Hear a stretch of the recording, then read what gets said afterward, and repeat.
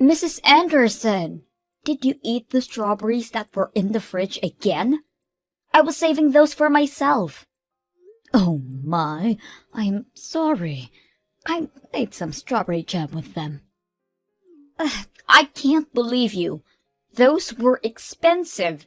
You can only get them at selected shops. They were imported straight from Japan. But they seemed like they were about to start molding. I've been thinking about this for a while. But you need to make sure to only buy food in quantities that you feel confident in finishing. I understand that you like to take your time eating those nice things, but you always end up letting them spoil. It's just a waste. I'm sorry. Did I ask for your opinion? I don't need to hear anything from a person who's too poor to afford nice things. You wouldn't understand how it feels to cherish these things. Did you just call me poor? This is too frustrating. I can't take this anymore. I only decided to move in with you because Larry told me that there would be a bunch of benefits for me. But all you provide for the two of us is stress.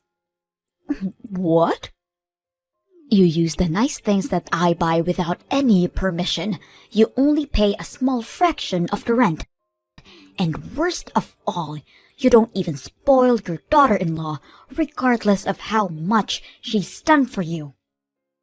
I'm sorry, but what have you done for me?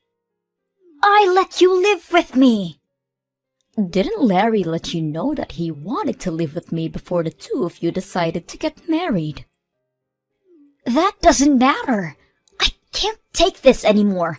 I've decided that I'm going to stop acting like the nice little housewife that I always try to be. I'm going to stop myself being such a sweet soul to you, and I'm taking better care of myself. Have you ever really been kind to me? You call yourself a housewife and try to look nice in front of Larry. But we both know that the truth is that I always do the housework, while you lie down on the couch, scrolling on your phone. Shut your mouth, you peasant! Don't you dare speak to me like that! You need to keep in mind that the only reason that you have a place to live is because my husband and I are kind enough to provide for you.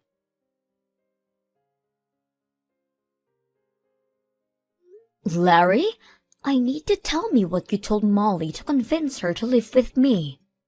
Huh? What do you mean, Mom?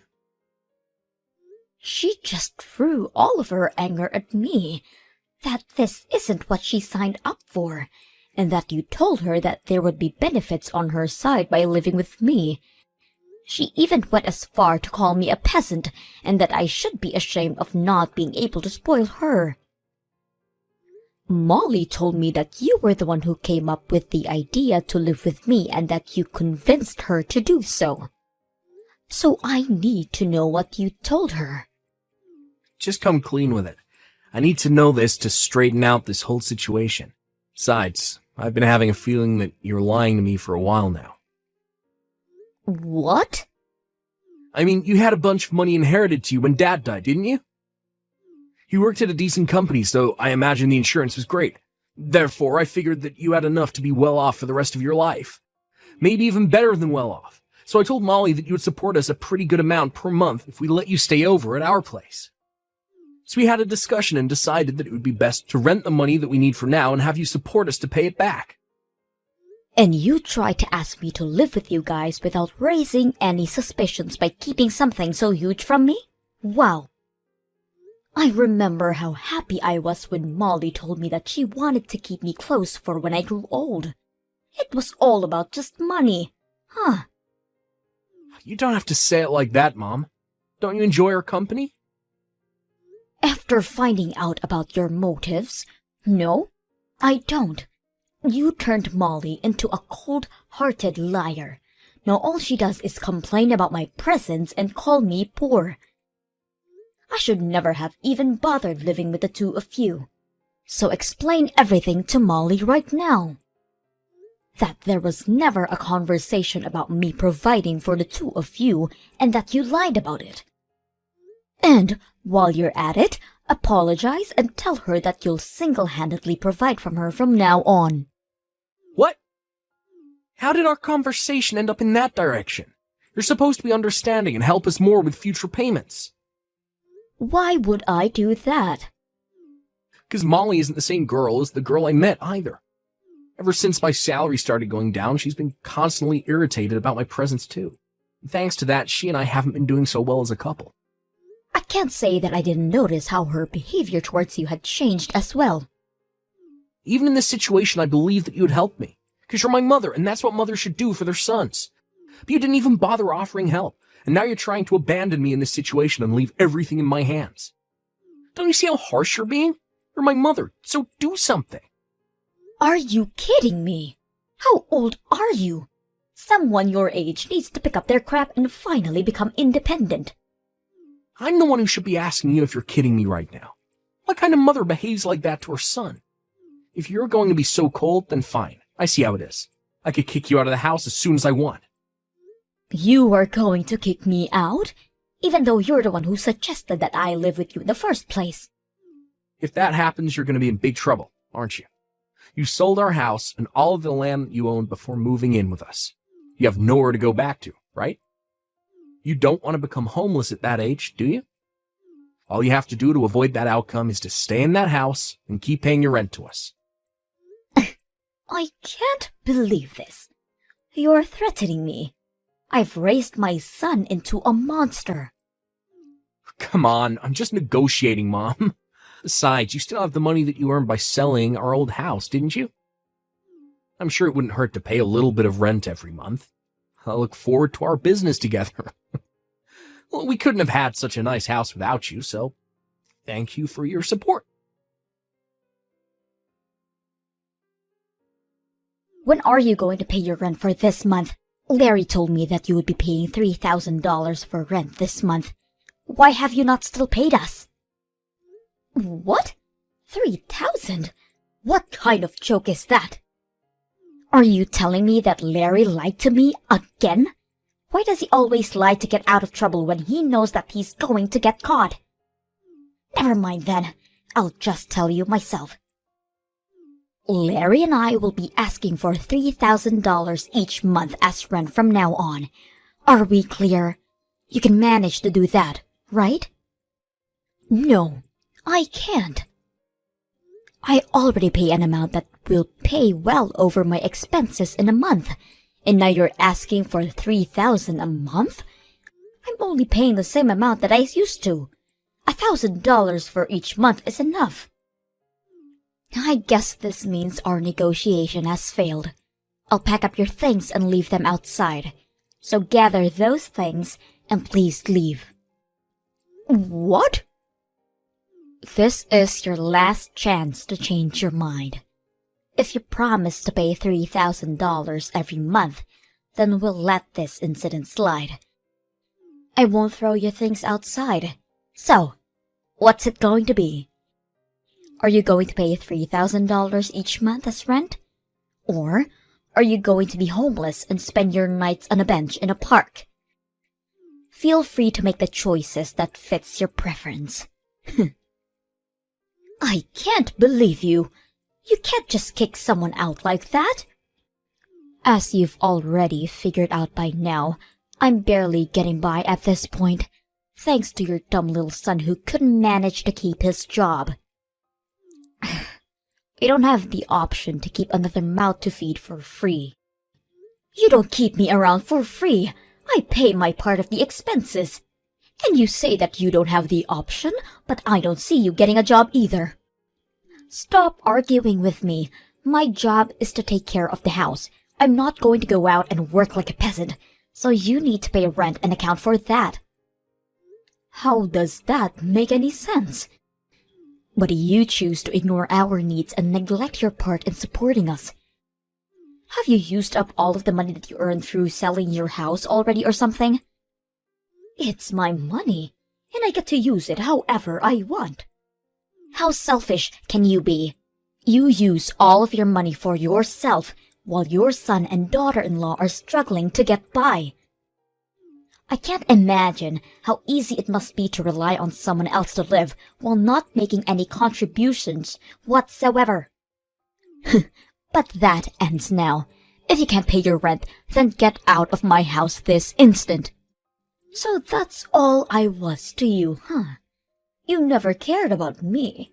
You just wanted to use me as an ATM. Well then, I'm glad to leave.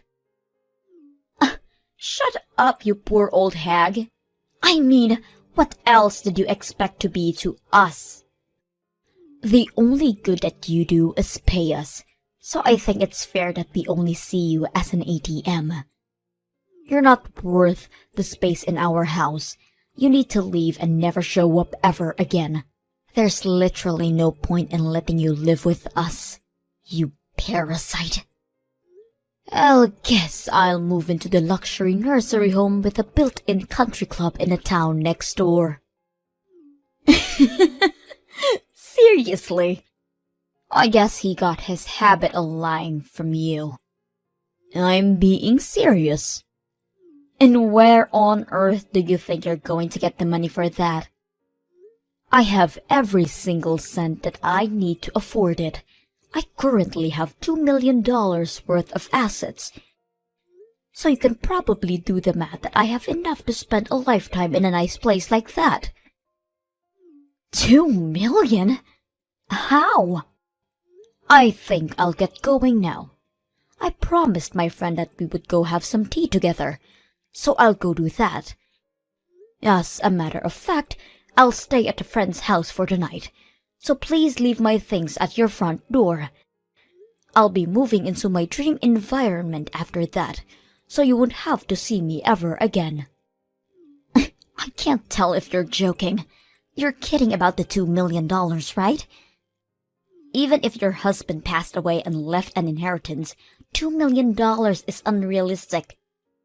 Oh, it's not my husband's. I made it myself when I was younger. What?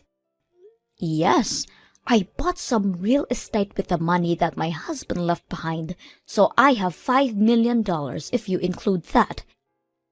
I hit the jackpot with the apartment I bought and started renting out. You have $5 million? How? Because I plan ahead and save up money before I make financial decisions, unlike your dumb little husband. The whole situation doesn't make any sense. Even your son hasn't told me anything about money like that. I'm sure he'd be aware if you had the assets like that. I've actually never mentioned it to him before. I sold the company that I was running at the time as soon as he was born. So, you sold your company? You're trying to tell me that you were a business owner? Yes, that's exactly what I'm trying to tell you. I was a big risk taker when I was younger. I started lots of businesses, and most of them failed, but one of them really took off, and it expanded to a pretty good scale. I can't believe this. I married my husband right after that, though. So, I ended up selling the company for a pretty good time. I found it more important to marry and devote myself to the love of my life. Therefore, I sacrificed the potential of becoming a billionaire to pursue it. How could you sell your company for a reason like that? Are you stupid? Do you think so? Because through my eyes, it seems like you and I are doing the exact same things. Quitting our jobs to become housewives. I just wanted to support my husband with everything I had, so I did exactly that. He was very kind, but he had trouble balancing his tasks, so I had to step in all of the time, and I enjoyed it a lot. The money that I got was just a bonus. And that's how you got $2 million? Exactly. So that's probably why Larry never mentioned it to you. He simply only knew me as a housewife. the subject just never came up, because we were all happy with the situation that I created. My brain can't keep up with all of this. Then, you can look it up the internet tonight. The company is still pretty large in scale. I'm sure you can find my Wikipedia or something as its founder. Mom, what do you mean you used to own a business? Why did you never tell me about this? And your savings? That should have been the first thing to bring up when you started living with us. Let me ask you this. Why would I have to tell you what my savings are? In fact, why should I even financially support you? Are you serious? Yes, I'm serious. This is my money, so I get to use it however I want to. Is there some type of law that obligates me to help you out because I'm your mother? But I'm your son. Isn't helping me out when I'm struggling the normal thing to do? You don't get it, do you? I'm not going to help you, especially because you're my son. I care for you, so I need you to learn how to keep going on your own. Come on, Mom, don't be like that.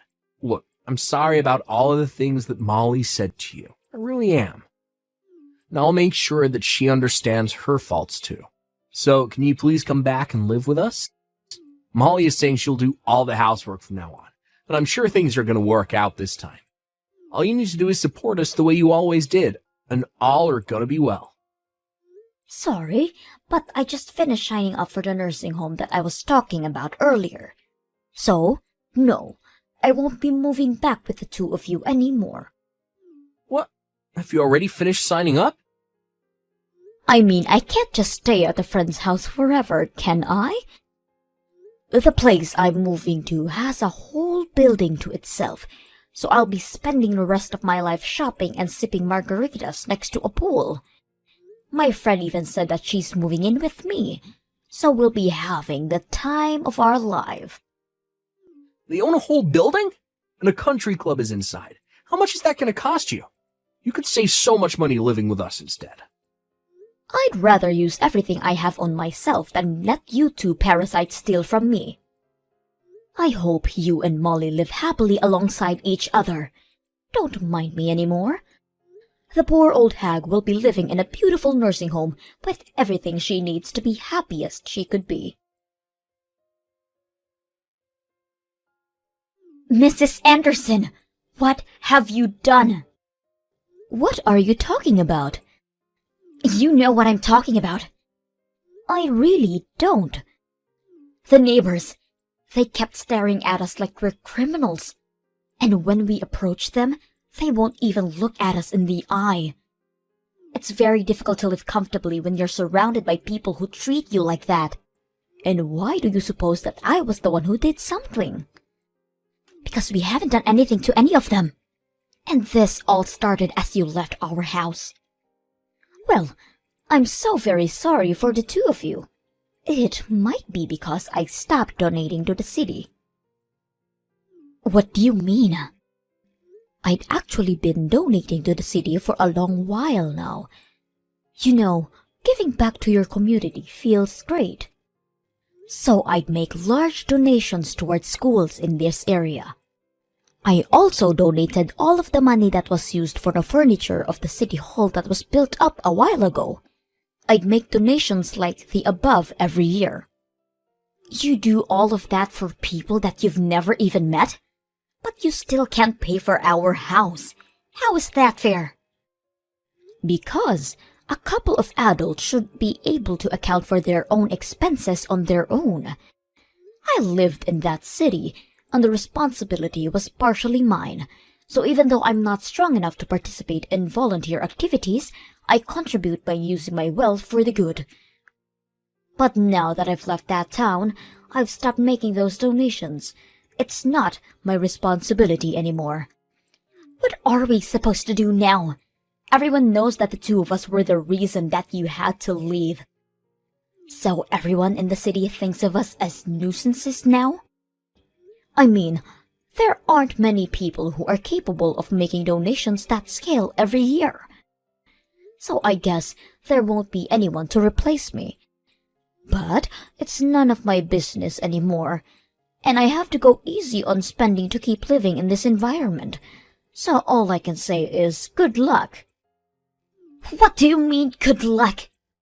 How are we going to keep living here if every single person hates us? Please, come back to town. There's no way on earth that I will ever go back. I mean, who in their right mind would leave a living dream to go back to live with a crappy married couple? If the donations are the problem, then why don't you two just make the donations instead of me? It feels amazing to be able to give back to your community and be appreciated by the people at the same time. I think I've always had a thing for taking care of others. Then take care of us too. Please. Why are you so cold to only us two? Because it's my policy. I only like to take care of people who I like. Do you not like us? No. I like everyone in that city because they supported me a lot when my husband first passed away, and I had to start raising Larry alone. That's when I decided that I wanted to start making the donations. I'm proud to say that I can probably make any type of sacrifice for the people who I love. But I can't do that if I hate you, right? I don't want to pay a single cent for the two of you. You hate us that much? Your own son and his wife? Yes. Even a grandchild wouldn't convince me to bring the two of you into my life ever again. I can't believe you just said that. Boo-hoo. I know it'll be tough, but I hope you two get up on your feet and try to make it work there. Now, I'll go have my afternoon tea on the terrace with my friends now. Goodbye. After that, I immediately met with my lawyer and wrote a will that stated every penny in my name will be donated to non-profit organizations from all around the world. As soon as I sent a letter letting them know, Larry and Molly stopped spamming me with their emails begging me to come back. It seems that they're finally going to start working hard and taking initiative in their own lives. Larry started studying to earn a certificate that will lead to a promotion in his workplace, and Molly started a part-time job at a cafe as well. It seems that everyone in the city still says the horrible things behind their backs and when they pass by. But they're still trying to earn back their place in the community. Hopefully, everything works out for them, and they can be proud of achieving that.